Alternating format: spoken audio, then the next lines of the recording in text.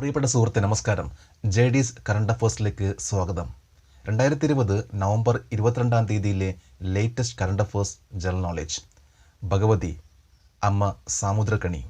തിരുനെൽവേലിയിൽ തെങ്കാലം പുതൂർ എന്ന സ്ഥലത്ത് താമസിക്കുന്ന ഭഗവതിയുടെ അച്ഛൻ മാരിയപ്പൻ 6 വയസ്സുള്ളപ്പോൾ അച്ഛന് ക്യാൻസർ മൂലം അദ്ദേഹം മരിച്ചു.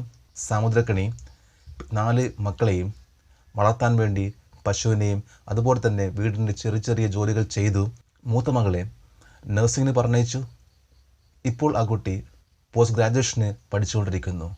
രണ്ടാമത്തെ മകൻ എഞ്ചിനീയറിംഗ് കഴിഞ്ഞതിന് ശേഷം കോമ്പറ്റേറ്റീവ് എക്സാമിന് പഠിച്ചുകൊണ്ടിരിക്കുന്നു. ഭഗവതി 2019 +2-ന് 600-ൽ 516 മാർക്ക് വാങ്ങിച്ച് നല്ല വിജയം കരസ്ഥമാക്കിയെങ്കിലും ഒരു ഡോക്ടർ ആകണം എന്നുള്ള ആഗ്രഹം പ്രകാരം 2019 നീറ്റ് എക്സാം എഴുതി. കിട്ടിയത് 111 മാർക്ക് മാത്രം. പക്ഷേ അതിനുശേഷം ഒരു എൻട്രൻസ് കോച്ചിങ്ങിൽ പഠിക്കുന്നതിന് വേണ്ടി ഒരു വലിയ തുക അടയ്ക്കാൻ അമ്മയുടെ കയ്യിൽ ഉണ്ടായിരുന്നില്ല. അവരവരുടെ പശുവിനെ വിറ്റും ലോൺ എടുത്തിട്ടും ഈ കുട്ടീനെ പഠിപ്പിച്ചു. എൻട്രൻസ് കോച്ചിങ്ങിന് പോയതിനു ശേഷം ഈ കുട്ടിക്ക് 2020 നീറ്റ് എക്സാമിന് 364 മാർക്ക് നേടാൻ സാധിച്ചു. SC/ST വിഭാഗത്തിൽ നിന്നുള്ള ഭഗവതി തിരുനെല്ലി മെഡിക്കൽ കോളേജിൽ അഡ്മിഷൻ ലഭിച്ചു.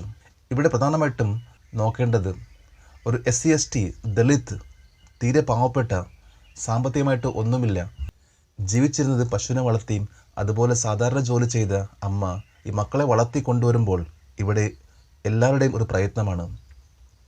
ഈ കുട്ടിയുടെ പ്രയത്നം അതുപോലെ തന്നെ അതിനേക്കാൾ ഏറെ അമ്മയുടെ സാമുദ്രക്കണിയുടെ പ്രയത്നം.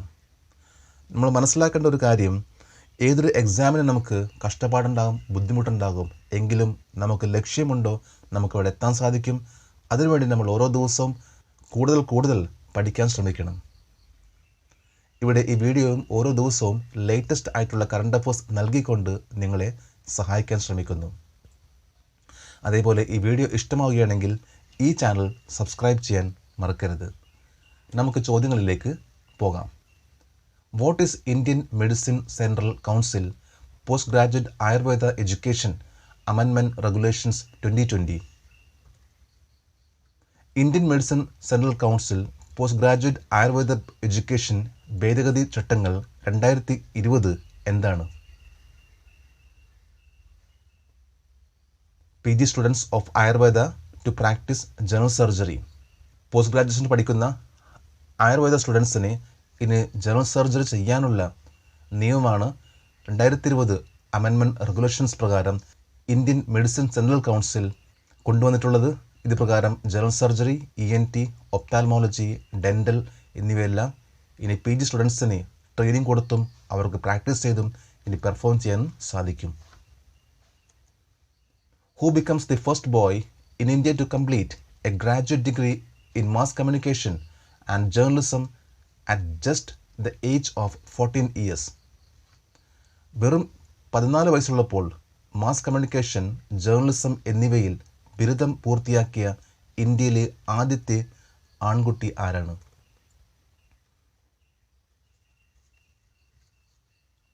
അഗസ്ത്യ ജയ്സ്വാൾ. ഗൂഗിൾ ബോയ് എന്ന പേരിൽ അറിയപ്പെടുന്ന Agastya Jaiswal mass communication and ജേർണലിസത്തിൽ ഡിഗ്രി നേടുകയും the first boy in India to complete a graduate degree എന്ന ബഹുമതി ലഭിക്കുകയും ചെയ്തു. Which organisation has accepted the Indian regional navigation satellite system IRNSS as a component of the WWRNS for operation in the Indian Ocean region? Indian മഹാസമുദ്ര മേഖലയിലെ പ്രവർത്തനത്തിനായി world wide radio navigation സിസ്റ്റത്തിൻ്റെ ഒരു ഘടകമായി Indian regional navigation satellite system സ്വീകരിച്ച സംഘടന ഏതാണ്? International maritime organisation. International maritime organisation November 11 Indian regional navigation satellite സിസ്റ്റത്തെ വേൾഡ് വൈഡ് റേഡിയോ നാവിഗേഷൻ സിസ്റ്റത്തിലേക്ക് ഭാഗമാക്കി. ഇത് പ്രകാരം മെർച്ചൻ്റ് വെസൽ ഷിപ്പിന് ഇനി IRNSS Indian regional navigation satellite സിസ്റ്റത്തെ ആശ്രയിക്കാം. In which place the Ministry of Petroleum and Natural Gas and Steel has launched the seismic survey campaign of Oil India Limited. Oil India ലിമിറ്റഡിൻ്റെ seismic survey campaign petroleum പ്രകൃതിവാതക ഉരുക്ക് മന്ത്രാലയം ആരംഭിച്ചത് ഏത് സ്ഥലത്താണ്? In the Mahanadi basin of Odisha.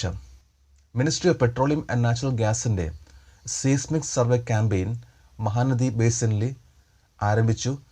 ഏതാണ്ട് 220 കോടി രൂപ മുടക്കിയാണ് ഈ സീസ്മിക് സർവേ നടത്തുന്നത്. ഇത് പ്രധാനമായിട്ടും ഓയിൽ ആൻഡ് നാച്ചുറൽ ഗ്യാസ് കണ്ടെത്തുന്നതിന് വേണ്ടിയിട്ടുള്ള ഒരു സർവേയാണ്. The ministry of health and family welfare is celebrating national newborn week on which date? ആരോഗ്യ കുടുംബക്ഷേമ മന്ത്രാലയം ഏത് തീയതിയിലാണ് ദേശീയ നവജാത വാരം ആഘോഷിക്കുന്നത്? Between 15th November 2020 and 21 November 2020. 2020 നവംബർ 15-നും 2020 നവംബർ 21-നും ഇടയിലാണ് നാഷണൽ ന്യൂ ബോൺ വീക്ക് ആചരിച്ചത്. ഇതിനെ പ്രതിരോധിക്കാനുള്ള ഒരു അവയർനെസ് പ്രോഗ്രാമായിട്ടാണ് ഈ വാരം നാഷണൽ ന്യൂ ബോൺ വീക്ക് എന്ന പേരിൽ ആചരിക്കുന്നത്. For which state the Government of India has sanctioned rupees 3,971 crores of rupees for the micro irrigation project on 20 November 2020.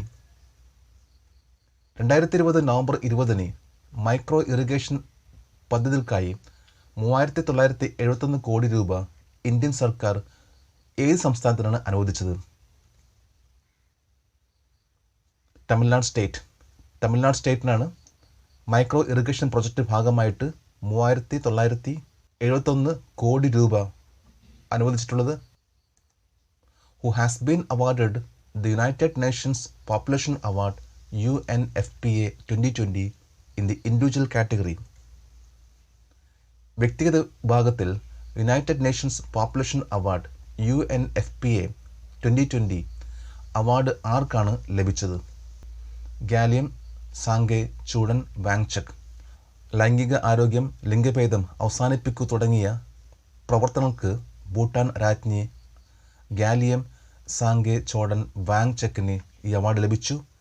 Bhutan queen mother Gyalyum Sangay Choden 2004 renew എന്ന പേരിൽ ഒരു സംഘടന സ്ഥാപിച്ചു.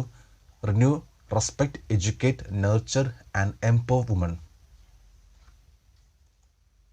What will be the theme of the 15th G20 summit, which is chaired by Saudi Arabia on 21st November 2020? 2020 നവംബർ 21-ന് Saudi Arabia അധ്യക്ഷത വഹിച്ച 15ാമത്തെ G20 ഉച്ചകോടിയുടെ തീം എന്തായിരുന്നു? Realizing the opportunities of the 21st century for all. According to the new changes in the International Cricket Council board, what will be a minimum age for players to play international cricket? അന്താരാഷ്ട്ര cricket council ബോർഡിലെ പുതിയ മാറ്റങ്ങൾ അനുസരിച്ച് കളിക്കാർക്ക് അന്താരാഷ്ട്ര cricket കളിക്കുന്നതിനുള്ള ഏറ്റവും കുറഞ്ഞ പ്രായം എത്രയായിരിക്കും? 15 years. ഇനി മുതൽ അന്താരാഷ്ട്ര ക്രിക്കറ്റ് കൗൺസിൽ ബോർഡ് പ്രകാരം ഏറ്റവും കുറഞ്ഞ വയസ്സ് 15 വയസ്സാണ്. പാകിസ്ഥാൻ്റെ ഹസൻ റാസായാണ് ഇപ്പോഴത്തെ ഏറ്റവും പ്രായം കുറഞ്ഞ കളിക്കാരൻ എന്ന ബഹുമതി. 14 വയസ്സ് 227 ദിവസം ഉള്ളപ്പോൾ ഇൻ്റർനാഷണൽ ക്രിക്കറ്റിൽ ആദ്യത്തെ മാച്ച് കളിച്ചു. Who will be the event ambassador of the 16th Airtel Delhi half marathon scheduled to be held on 29th November 2020? 2020 നവംബർ 29-ന് നടക്കാനിരിക്കുന്ന 16ാമത്തെ എയർടെൽ ദില്ലി ഹാഫ് മാരത്തോണിൻ്റെ ഈവൻ്റ് അംബാസിഡർ ആരായിരിക്കും? അഭിനവ് ബിന്ദ്ര. അഭിനവ് ബിന്ദ്ര 2008 ബീജിംഗ് ഒളിമ്പിക്സിൽ ഗോൾഡ് മെഡൽ ജേതാവാണ്. കൂടാതെ കോമൺവെൽത്തിൽ 7 മെഡൽസ് നേടിയിട്ടുണ്ട്. ഏഷ്യൻ ഗെയിംസിൽ 3 മെഡൽ, വേൾഡ് ചാമ്പ്യൻഷിപ്പിൽ 1 മെഡൽ നേടിയിട്ടുള്ള അഭിനവ് ബിന്ദ്രയായിരിക്കുള്ളൂ 16ാമത്തെ എയർടെൽ ഡൽഹി ഹാഫ് മാരത്തോണിൻ്റെ ഈവൻ്റ് അംബാസിഡർ. നമ്മളിന്ന് ഇത്രയും ലേറ്റസ്റ്റ് ആയിട്ടുള്ള കറണ്ട് അഫേഴ്സ് ആണ് അപ്ഡേറ്റ് ചെയ്തത്. ഓരോ പ്രാവശ്യം നമ്മൾ ഇതേപോലെ അപ്ഡേറ്റ് ചെയ്താൽ തീർച്ചയായിട്ടും നമ്മളിൽ നല്ല മാറ്റം വരും. നമുക്ക് ഏതൊരു എക്സാം നന്നായിട്ട് നമുക്ക് പെർഫോം ചെയ്യാൻ സാധിക്കും. നാളെ നമുക്ക് വീണ്ടും കാണാം. Thank you very much.